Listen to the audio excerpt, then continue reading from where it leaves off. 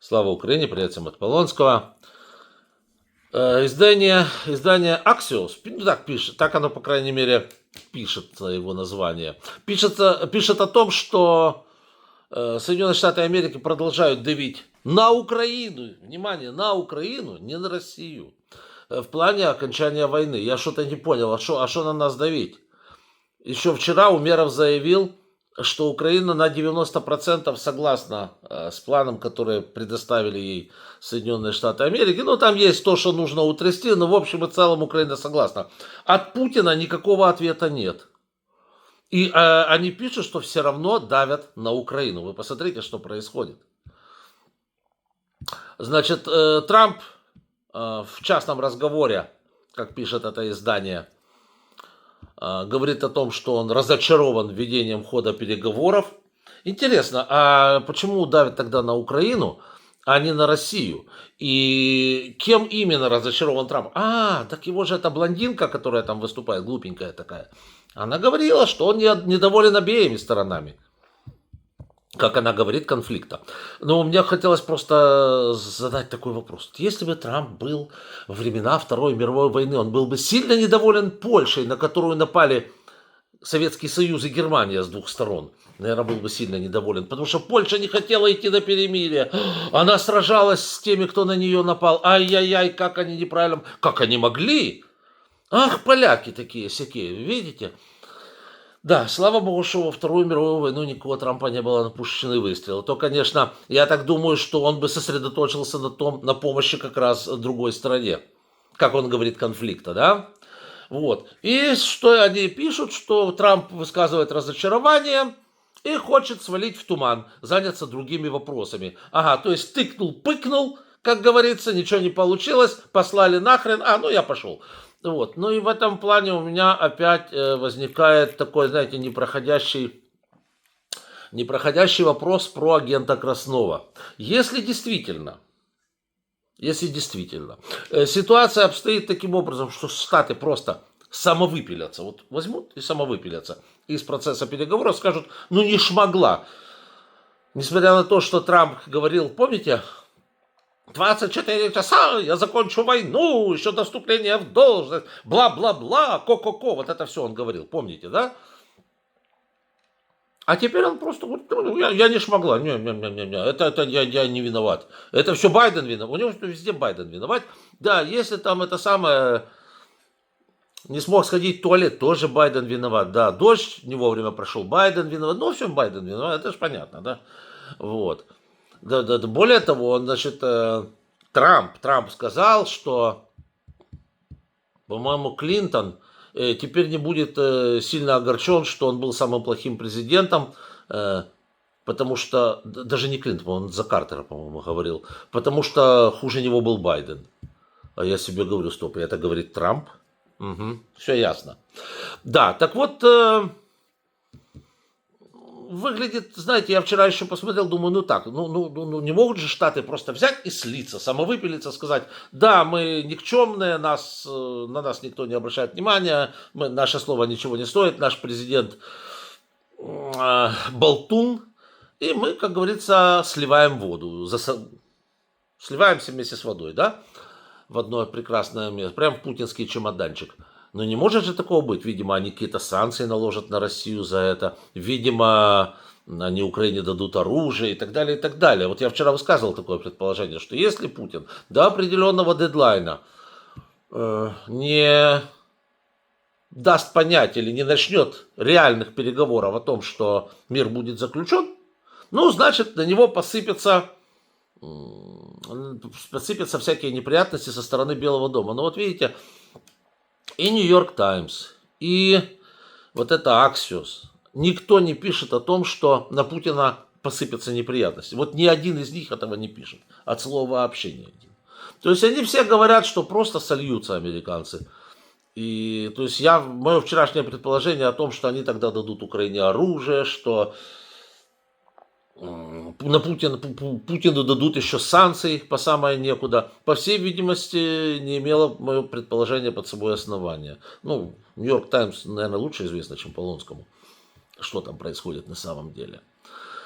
Вот. Более того, то же самое Нью-Йорк Таймс пишет, что они вообще не ведут никаких серьезных обсуждений о передаче оружия Украины в любой форме. После того, как закончится заказ у американской промышленности, тот, который сделал еще Байден, вообще таких разговоров даже не ведется. То есть, опять-таки, мое предположение оказалось, видимо, неправильным. Я все-таки давал какую-то, знаете, какой-то кредит доверия этому Трампу и его администрации, но вот Нью-Йорк Таймс говорит, что таких даже разговоров нет. А у них свои инсайды там есть, это 100%. Они даже об этом не говорят. Они просто сливаются в унитаз. Вот и все. Да, то есть вот как вам сказать, и опять у меня стоит вопрос о агенте Краснове. Я вот сегодня даже думал, ну вот является ли товарищ агентом или не является. Скажем так, если он просто сливается, то с большой долей вероятности все-таки, наверное, можно говорить о том, что является. Потому что, ну так поступить только может агент. Ну я даже не знаю, американцы, что вы скажете? Я знаю, что вы меня смотрите. Является ли товарищ агентом или не является? Или он просто полезный идиот? Вот. Других вариантов у меня почему-то нет, но может у вас есть какие-то другие варианты. Что он великий патриот? А чей? Путина? Или Москвы, или еще что-то. Я не могу разобраться, да. Еще один момент о том, как американцы доверяют Трампу и его политике.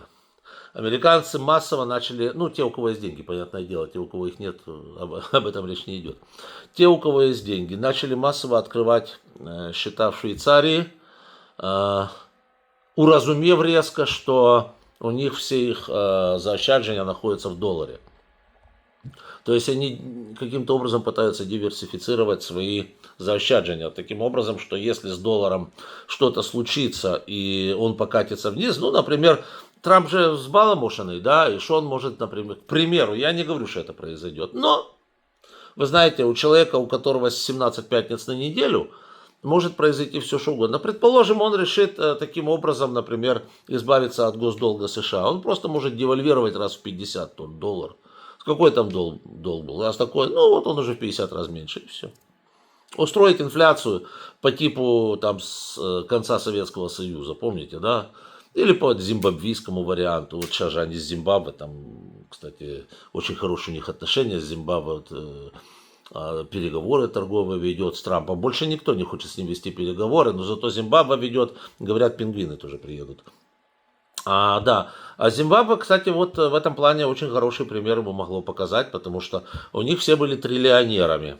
Правда, за триллион местных тугриков было ничего нельзя купить. Вот я не говорю, что доллар там будет триллион и так далее. Нет, конечно. Хотя при Трампе, знаете, уже думаю, что может такое случиться. Вот, но как вариант такое существует. И не зря, еще раз говорю, не зря американцы, у которых есть бабки, частично заводят их в Швейцарию и частично используют их в швейцарских франках. Но я вам скажу честно и откровенно, что если упадет доллар, то упадет очень много валют, поэтому рассчитывать, что, например, швейцарский франк устоит или евро устоит там в хорошей форме и так далее. Единственное, что устоит, наверное, это действительно этот зимбабвийский доллар, потому что они узнают о том, что упал американский доллар там через 2 недели. Вот, а так, в принципе, крайне такая, знаете, непонятная ситуация у нас происходит. Еще один момент.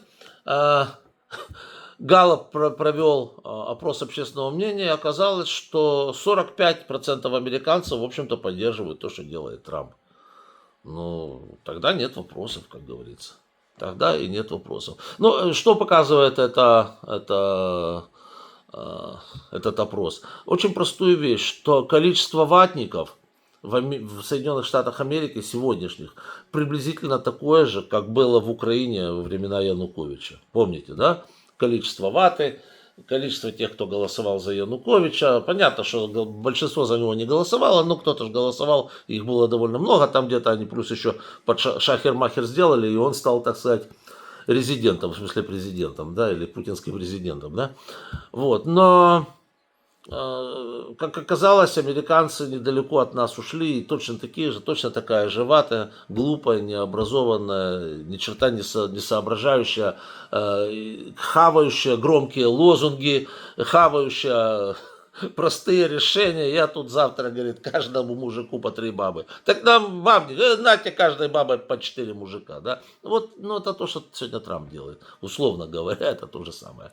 Да, то есть люди без образования, глупые и так далее, его поддерживают. Все идет на ура, да. И мы видим вот количество людей в Соединенных Штатах, у которых, скажем так, с причинно-следственными связями есть определенные проблемы. Вот так. Так что о чем это все говорит? Это говорит о том, что на сегодняшние Соединенные Штаты, увы, ах, положиться, скорее всего, нельзя. И опять-таки говорит о том, что если все вышесказанное действительно будет иметь место, то есть Штаты просто самовыпилятся из нашей войны, а все, по всей видимости, идет именно в эту сторону, то тогда и договор вот этот о каких-то там редкоземельных металлах и всем остальном. Да нафиг вы нам нужны?